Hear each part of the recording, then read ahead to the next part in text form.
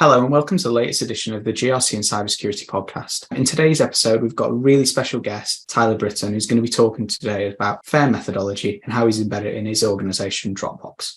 Hi, Tyler. Can you introduce yourself and let listeners know a little bit about the company that you work for? Yep. So I'm Tyler Britton. I work for Dropbox. My technical title is Cybersecurity Quant Risk Manager, something to that effect. I've been at Dropbox for about a little over a year. Fantastic. So before we go further, one of the questions we would like to ask is what do you get up to outside of work? So tell the listeners a little bit about your other interests. So I live in a little mountain ski resort town. We've got a big lake. So I pretty much an outdoor junkie, spend my time camping, skiing, hiking, playing chess. Got two little boys that I also spend most of my spare time with, and kind of a bookworm as well. The fun fact I like to tell people about myself is that I have a flip phone. I've had one for years.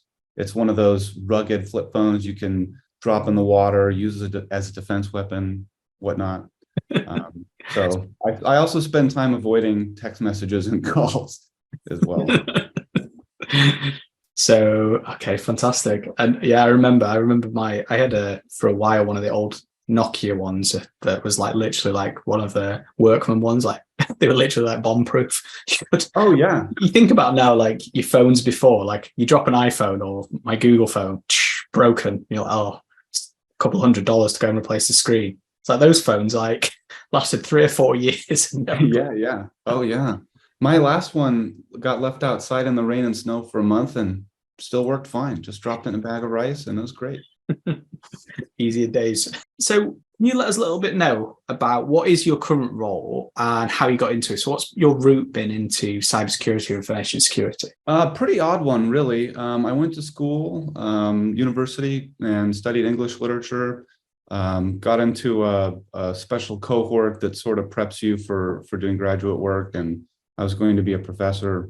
Anyway, I'm glad I got into that cohort because I realized I did not want to be in academia. Traveled around, lived in Korea, a little bush Alaska village for a while, mostly doing teaching English, teaching math, teaching GED course and whatnot. And eventually I ended up getting a technical writing position at a risk software as a service company that did risk for aviation safety, and started doing some programming there. And from there, it kind of worked out that I worked my way into the cybersecurity space and really liked it. And eventually I got a job learning how to do risk quantification at a company called Risklens. And after that, moved on to Dropbox. So definitely not a traditional route, and started out as doing English lit. You know what? We had a guest recently on, Katie Arrington. She was the ex-CISO at the Department of Defense. And again, she's a non-technical role. I think she started off as an entrepreneur and did a few other things, but she was never a technical role. I mean, the amount of people now that come into this, if you've got a willingness to learn, I think, and you've got the right skill sets, I think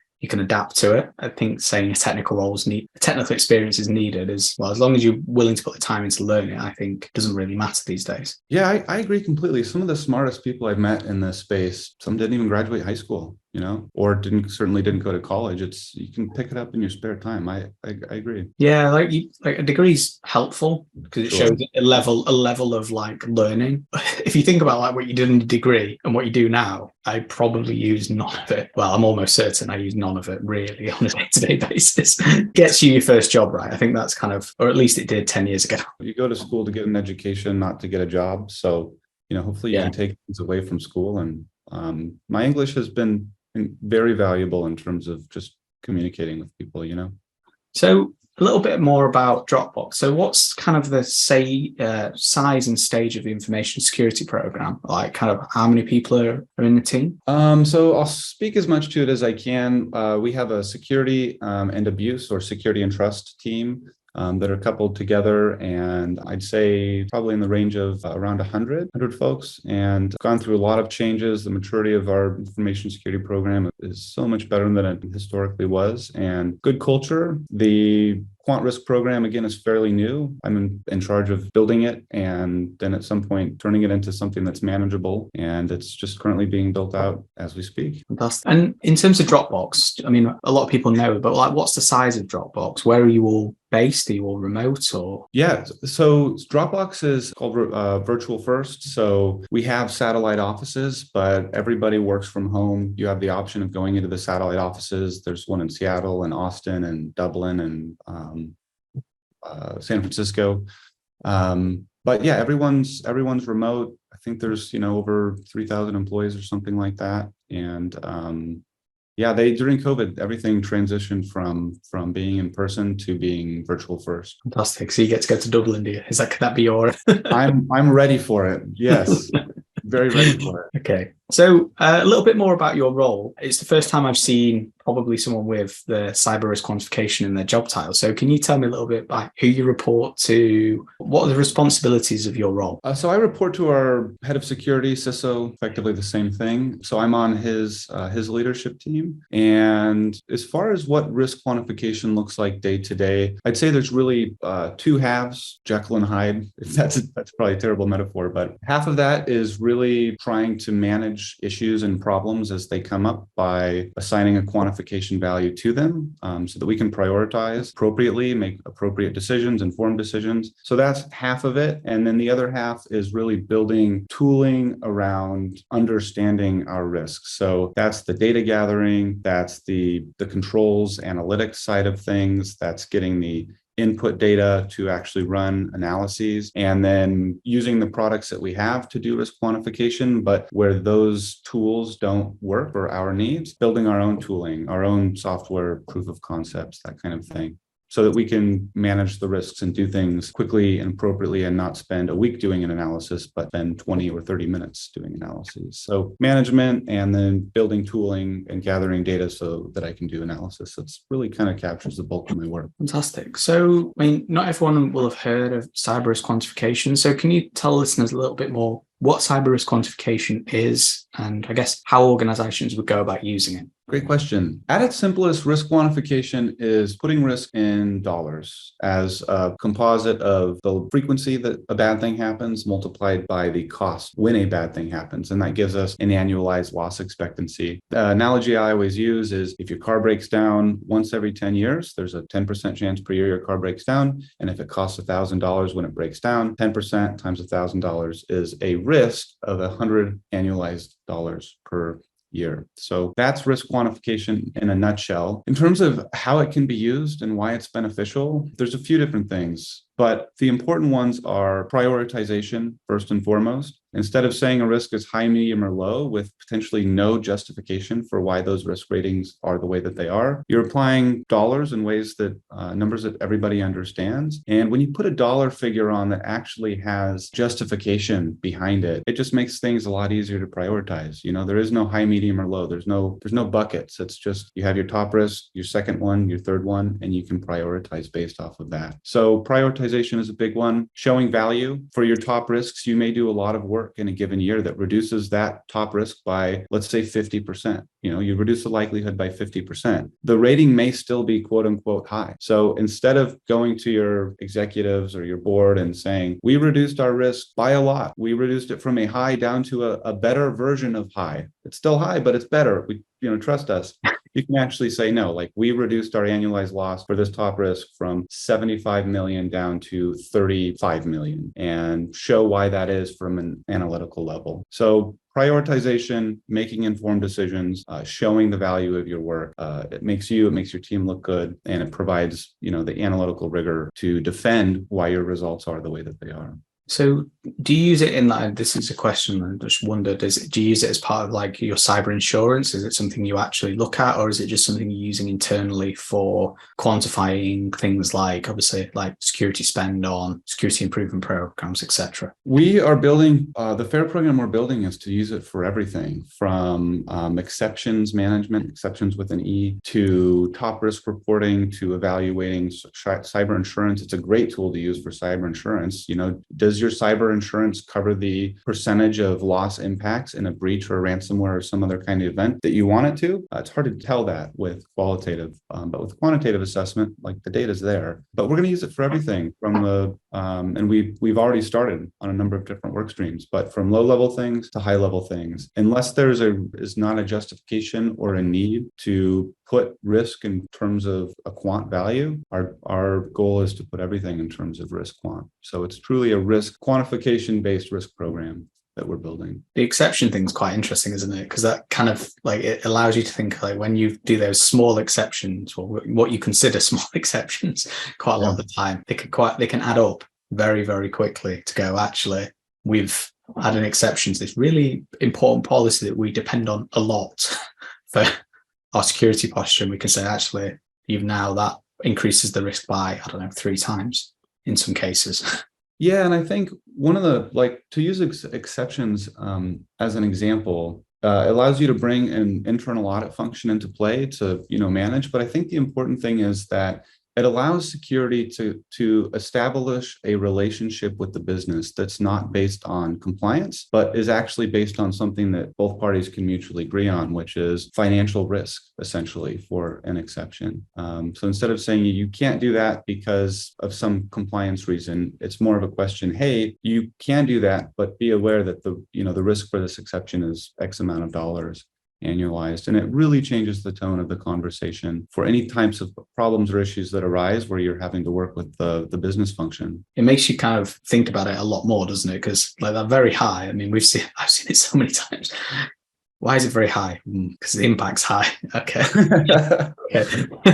Yeah. Can you talk me through, I know you've kind of mentioned it a couple of times, but what would you see as the top 3 benefits of implementing a quant program? First, probably the cultural change. It's not like a tangible or hard benefit, but again, the ability to go into a conversation with a business and either give strong justification for why you as a security person feel strongly that a thing needs to be a certain way and be able to show it and justify it. Or on the other hand, to be able to challenge an assumption about something being a big deal when maybe it's actually not, and work with the business to make decisions. So that kind of cultural change to allow security to not be the data police or the security police it's a really nice thing. But yeah, the other things, as I mentioned, the ability to prioritize effectively, the ability to justify why a risk is the way that it is, as you said. Why is that risk very high?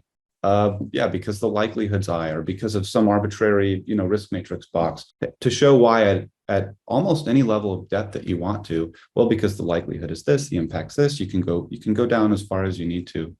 So prioritizing in that way, again, challenging assumptions. So as an example, most organizations that I've worked with would say that insider type of risks are a high or a very high, or whatever the highest level is, when in fact they're usually not, because malicious insider events are actually pretty rare. The likelihood is generally pretty low, and people don't like going to prison. So when insiders are doing things, it's generally not, doomsday kind of scenario. And you can show that with risk quantification. It's hard to show that with qualitative risk. So prioritization, showing the value, which I already talked about, challenging assumptions, understanding your risk better, and cultural changes are all some really, really great, pretty quick wins that you can get, even if you're not developing a full FAIR program. Even if you have specific use cases, you still get a lot of those benefits as well. I mean, I've got a bit of experience with this before because we've got customers who've used it. What are some of the prerequisites? Because this was somewhere I always found, again, quite challenging, was that it'd be good to understand what you think are the prerequisites. What data do you need for this to work well? I think in my experience, where programs fail, it's not the reasons you might think, like we don't have the right data or we don't have the people that can do this. Risk quantification actually it's not that difficult to learn. I think what you really need from a data, I guess this is a data point, is a strong use case. Something specific, some problem you're trying to solve. Maybe you're struggling with effectively reporting to the board, or when you start the risk presentation, you just get blank stares from your executive members or your board, or lack of engagement. Whatever their problem is, risk quantification should start with solving a particular problem. And it's sort of like getting a new sports car. You're used to driving, I don't know, Toyota Prius, and suddenly you get something that has a lot of horsepower behind it. But if you're driving in traffic, or if you don't know how to drive that car, it's not going to work well. And so use case is the most important thing, I think, to get started. When it comes to the data piece, as Jack says in his book, you need less data than you think you do, and you have more data than you think you do. And with FAIR, we use ranges so we can account for our uncertainty. If you don't have a lot of data to get started, it's actually okay. Your ranges might be a little wider, but you need a use case. Program will die without a use case. If you were doing this, like what are the data points that you need? So if somebody was going to start now, and then again, you don't need all of them, but what are the core data points someone would need to run one of these programs? So having data about security incidents is extremely helpful. How often are you seeing command and control type events or foothold events? How often are you seeing DDoS attacks? How often are you seeing just some like general security incident data is really helpful. Having some understanding of your controls and the pros and cons, if you will, the effectiveness or the downsides of the way that you have implemented your control posture. And then beyond that, a lot of the information actually comes from legal or privacy teams on the impact side, as well as having any kind of good information or modeling around if an outage were to happen, how do you lose money? And that's a function of how do you make money? Some organizations make money by subscription base. So if they have an outage, maybe some customers will leave, but they're not losing real-time money. Whereas an organization like Facebook, for example, they're an advertising company. So they rely, if they have an outage, they're losing advertising, like real-time money. So having an understanding of how you make money as an organization is another really important data point. So between that and getting information from legal and privacy about the cost of a breach, those are really good places to start. Incidents, controls information, legal breach data, cost to notify, that kind of thing. And knowing how your business makes money are pretty low-hanging fruit areas to get started. And is there any kind of prerequisites? So like you're establishing a program. What are the 2 or 3 things that you need to make sure are in place before you get going? So the use case, that's one that I mentioned. On the data front, I think it is worth, before things get started, do some data gathering, get some data libraries set up, gather the incident data, gather the data from legal, gather the data from the business folks about how you make money, that kind of thing. Having some of that information available already will allow you to almost do like a plug and play or building Lego style of getting started with analysis so that you're not having to collect data while you're also doing that. Well, you won't have to collect as much data while you're actually doing an analysis. You can use the information you have and plug it in unique ways that match the story or the situation that you're analyzing. So use case, data, and then resourcing. That's the final thing. You can't, if you don't have a person to do this function, if you don't have some kind of tooling, even if it's simple, some kind of Excel calculator to run the risk assessments, it's really, really difficult to do fair analysis. On the resourcing front, I'll point out that if the expectation is that a person is going to do fair part-time, that's really tough, right? They have their job that they already have to do. And so to expect them to suddenly spend 25 or 50% of their time learning something entirely new that seems a little daunting, because learning new things can be daunting, that they're going to do that, gather the data, establish the use case and whatnot. It's certainly possible, even probable, but it's going to just take a lot more time. So I think on the resourcing front, having at least one person who's dedicated to this or is mostly dedicated to it is really, really valuable. And if they're not, if you don't have that kind of resourcing, it's just going to take more time. Feels like a culture and buy-in from an exec level is quite important here to kind of, like you say, the use case, but saying actually, we believe this is valuable and why. And then so you can kind of continue to reiterate to the business, this is why we're doing this. This is why we're doing this. Because I think any of these things, they've probably done very similar risk assessments for a long time, where they've been able to dictate, yeah, this is my highest risk because that's high and that's high. And I guess that completely takes a lot of that away. Yeah, it's a great call out. You can have great executive buy-in, for example. Your CISO really wants to have this fair Ferrari, if you will. And if you don't have a use case, when that CISO leaves, if the next CISO comes in and doesn't want to do it, that program was dependent on the CISO wanting it. But if you have a really strong use case, when you have turnover, which you always do, it's a lot harder to stop doing this thing that we've depended on doing for so long, such as doing top risk reporting with FAIR. A new CISO can come in and just because they've come in and don't necessarily want FAIR doesn't mean that can just go away. So having a use case, you can build a process around it and make a program that's dependent on a process, not a person. So it's a good call out in terms of that relationship between use case and buy-in. The other thing that's quite interesting is you mentioned about controls. So compliance, how does it work? What is the dependency on control data?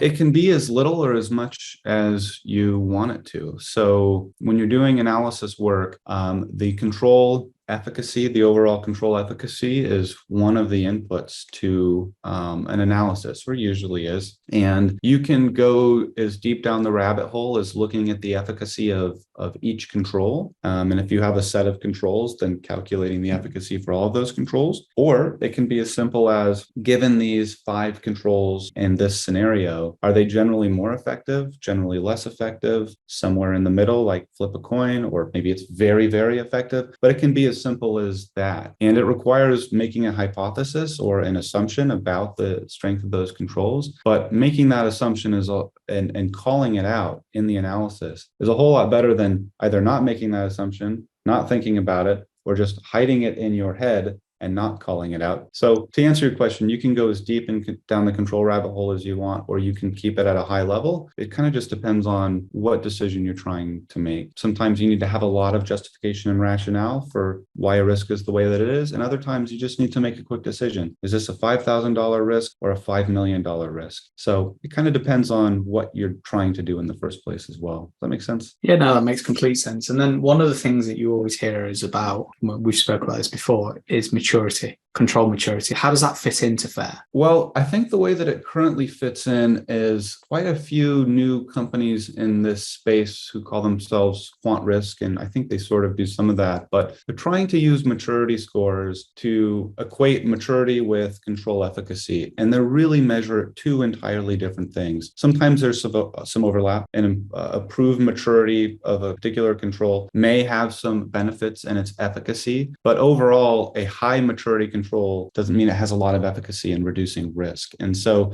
maturity measures processes and policies around a control. Efficacy is really measuring to what effect does it do its job in preventing risk and shortening the duration to detect a problem, reducing magnitude. That's what efficacy is. And so they really do measure 2 different things. And it's not that maturity isn't beneficial. That's not what I'm trying to say. It solves its own problems, which is basically how well are you managing your controls? Efficacy solves a different problem. How much is that control doing to reduce risk? So there's a little bit of overlap in the Venn diagram, the lines touch, but I think that's pretty much it. It's unfortunate because everyone would really like to use all of the maturity information that they have and just throw it into a FAIR assessment. Unfortunately, you can't do that with a lot of integrity. Yeah, I mean, from someone who's seen quite a lot as well, like I have a specific view on the maturity scores. A lot of the time, what is a 3? Like you're given these 0 to 5 numbers, but I often kind of go, so what? Yeah, right. Well, look, I mean, the controls in place, it's well documented. What is that? We're going to get all our controls to a 4. Okay, but what's that, to your point, what has that actually done to reduce risk? What has that done to improve in this way, in this world would be our annual loss expectancy. So what does that look like? I think a lot of the time people equate maturity to always, like you say, reducing risk. And actually it's like, what are our critical controls? How well are they designed and how to improve them? Obviously, then you look and go, well, actually, here is this one control that's critical across all our risks. If we improve that quite a lot and made it actually even more effective, and that's probably the way to look at it rather than say feed in the maturities, but actually go, well, actually, here's our critical controls and how do we then use FAIR to determine where we should make sure these controls are tested and understood very well. Right. Maybe a good example there would be like, how many controls does your organization have that have the highest maturity that produce absolutely no risk? I mean, it's a good question. No, it also makes you think of like investment, right? Of like actually, because obviously when cost of control is quite hard, but like if you could actually say, well, this control adds very little to reducing our risk, and we know it's fairly expensive, is that something, because you have this arbitrary thing of key controls all the time, and I don't think it's that easy to identify what are your organization's key controls. I think with FAIR, you could actually quite use it as a mechanism to establish what are your key controls. Totally.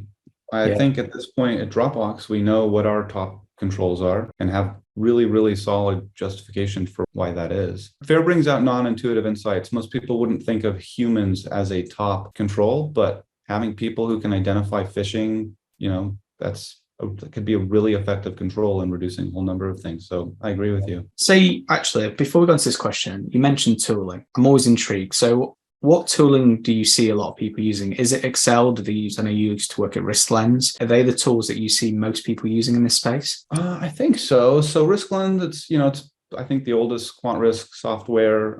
It's probably still the main one as far as I know. I see people using Excel. We even use some Excel. So Excel, I think Netflix provides an open source library on GitHub for doing FAIR analyses. I assume they use that internally. Other organizations might be using that, but yeah, far and above, at least, for quite a while, RiskLens, or people building some simple version in Excel. Excel is what it is, for better and worse. And yeah, I think there's some newer players in the space. I don't know how much they have or haven't been adopted. I don't know any organizations personally that use them, but I've been out of the consulting space for over a year now. So as far as what I know, at least when I was seeing what a lot of different organizations use, it was RiskLens or something that they built internally. Yeah, it's interesting with the Excel one, because it's like, if you take like model risk management generally, like one of the biggest things is manipulating the model. Right. And it's like Excel, yeah, it's really good. It gets you going, but that model can quite easily be manipulated to make sure that it gives the result you want. So you've moved on, you've got a tool, you've got an understanding of what you want to do. What are the practical steps to get going? Like, can you explain to me how you get an organization up and running with FAIR? Some of this will be a little redundant, but I'll try and keep it in a prioritized order. First, establishing a use case for it, having buy-in from certainly an executive leader, head of security, whatnot, having that use case, specific use case that solves a problem, having your buy-in, coming in and talking, like I said, with some of the different teams to gather some of the data. I'll say this again, you need less data than you think you do, and you have more data than you think you do, whatever order you want to put those two phrases in. And so gathering some of that information, incidents, the legal costs of a breach, how does the business make money, and then just the various different controls that will likely come into play for more common scenarios, such as if a threat actor got a foothold, if a threat actor performed a web application attack, just getting some information about the intention around how controls should be functioning, or better yet, even some data around how those controls are actually functioning. Comprehensive red team exercises are invaluable. You can't put a value on that. In terms of, if you have information about a pen test, where like a black box pen test, threat actor on the outside, working their way onto your network, worming around and getting to assets. If you have anything like that, boy, what a treasure trove of information in terms of on the control side of things. So again, practical steps, use case, buy-in, gather some information, and then focus doing FAIR analysis just on the use case. Start there. And from there, other needs will arise that you can build other use cases around. So every use case or work stream that we build here, and I would do this in any place, it's built around some kind of need or problem every time. So knowing those needs, gathering some information, and then just doing analysis work on those needs. The last thing I'll say too is it can be uncomfortable for a lot of people at first to do FAIR analyses because they're so focused, on the actual numbers, but focus on the story of what a thing is. I really believe strongly that probably my primary role doing FAIR analysis is translating the story into the data that we have. And so when you're doing analysis work, getting the story right and calling out assumptions is really, really important. And I do think that is a critical step, because you actually have to start doing analysis work and focus not on the numbers, but on getting the story right. Because if you have the right story, you can translate that into the numbers. But if you have the wrong story, regardless of what the numbers say, if those assumptions or that bad story gets called up when you're presenting results, it's not going to go very well. So moving back into your role more broadly, like what are the biggest challenges you have? The first is probably cultural. It just takes time for people to adjust their thinking around all of the things fair, making business decisions rather than compliance decisions. That's one major cultural change. It's not comfortable for security people to sometimes grant exceptions, because even though there's really maybe not a strong risk component to granting an exception, it still feels dangerous and bad. And so adjusting that thinking to really looking at risk and the security function as solving a business need is a different way of thinking. So that's one cultural piece that's hard. To put it frankly, some people can wield a lot of power in organizations, and they say that something is the way that it is, and therefore it is. When you bring in a FAIR program, it takes a lot of that power and authority out of one person and into a number of different people, particularly into data. And people can be really resistant to that because it takes away their authority. It can be a threat or feel like a threat to their, the authority that they wield in terms of what they say is the way that it is. So that can be kind of tough, particularly if people who are resistant to it are directors or even other executives. That can be tough, honestly. So the cultural change is probably the biggest one. Resourcing, everybody wants, every director wants more employees. I would love more people working on the cyber risk team. So resourcing, it's a struggle. It's no different than basically anyone else or any other role. We always want more, but it is tough, especially if you're a one-person risk team. It can be a little isolating too, in addition to being the person who has to do all of the work with help, of course. I think typically those are probably the two hardest things, that cultural change and the resourcing element of it as well. Like I said, the data gathering and some of those other things that organizations, I just met with another company last week who was asking these same kinds of questions. And it was like, well, how do we get started with data and these kinds of things? And it's actually not as hard as one might think. You just need to know where to look. I think that's it. One of the interesting things there is like a risk-based approach to compliance that you said there. That's a challenge, but I also think that's a huge benefit, because you don't end up in control for control's sake, where actually it's completely not needed, the set of controls, and you can explain why. You can say, actually, these controls have very little value to reducing the risk. They cost a lot of money. And we can say, actually, and we'll discuss that with the auditors, but we've got a valid reason and a model where we can show that is the case. And I think that in itself promotes a much more sensible way of thinking. I think we spoke before, like I've worked with organizations, done a lot of this work where they've done predetermined control requirements based on a set of questions around what that asset or system is doing. So they take, we've got 450 control requirements for our organization, but we filter that down based on, what's the service that we offer? Where's it hosted? What kind of data's on it? And it's kind of doing the same thing, isn't it? Another way, but you're actually using this to determine what are the most critical controls for the risks perceived for what you're doing. I think that's a really interesting way of looking at it. So you're not doing control for control's sake. Quick anecdote on that note. One of the most heartbreaking moments so far in my doing FAIR things was at an organization, and somebody on the business side came and wanted a FAIR analysis done to show how I think there were like 29 or 30 different NIST controls that they had to implement for this brand new big shiny system that they built, how each one of them reduced risk. And the long and short of it is I had to tell them that there were only 3 or 4 controls that we could say with any kind of justification that actually did anything. And you could hear a pin drop in the room. They had spent so much time and effort implementing all of these different NIST controls and documenting it and all of this stuff. And I basically had to say, sorry, most of those really don't matter. Like they may serve some function for like compliance or whatever, but like in terms of reducing risk, like, sorry. Yeah, you see it quite a lot where you've had this kind of evolution of compliance frameworks where we start off with PCI because we do payment card, then we I had a person who wanted to be ISO 27001 certified. We've got a new person in who wants to do NIST. You end up with this like lump of controls. And I'm going to say 2, 3, 4, 500 controls.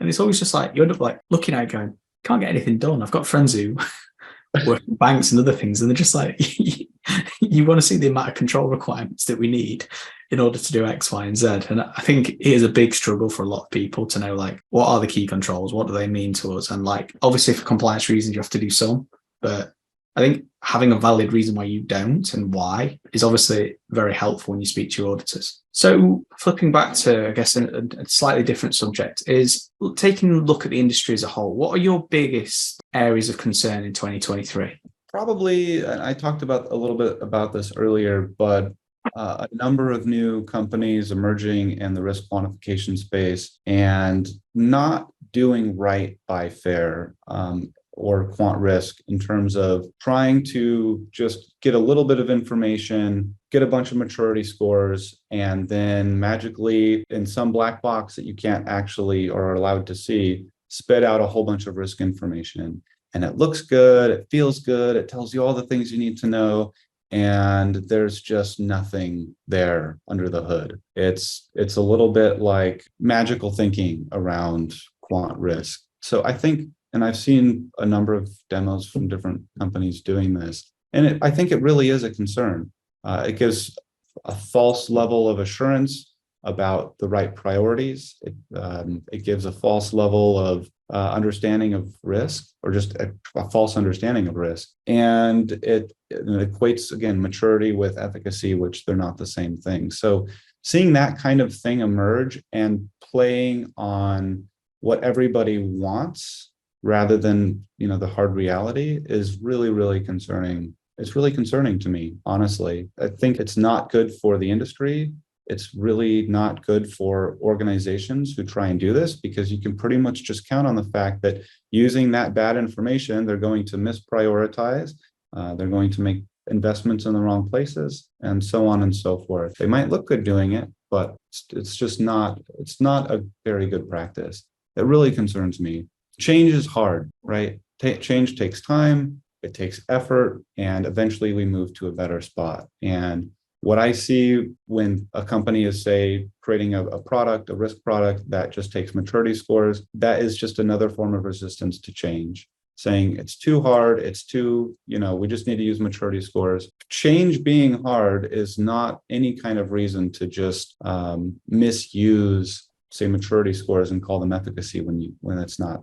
Can't do that. So I think that honestly is probably my biggest concern. One of the benefits that I see in 2023, though, is a lot of waking up to the benefits of risk quantification, a lot of creativity in the space. I mean, it's still a little bit like the Wild West in terms of, being able to contribute really meaningful ways of doing things, how to build a quant risk program, for example. Regulators waking up to the benefits of quant risk for, in the compliance realm. I think NIST just called out FAIR as, like an essential risk function. So there's a lot of good things happening in this space too. But what comes with that, of course, is organizations trying to capitalize on this in ways that don't have a lot of integrity. So we've just got two final questions to go through. So I know we touched on it slightly earlier, but what are the skills you think that make a great information security professional? Critical thinking is a great one. The ability to be really technical, but then bring that back to just sort of high level context, I think is incredibly valuable.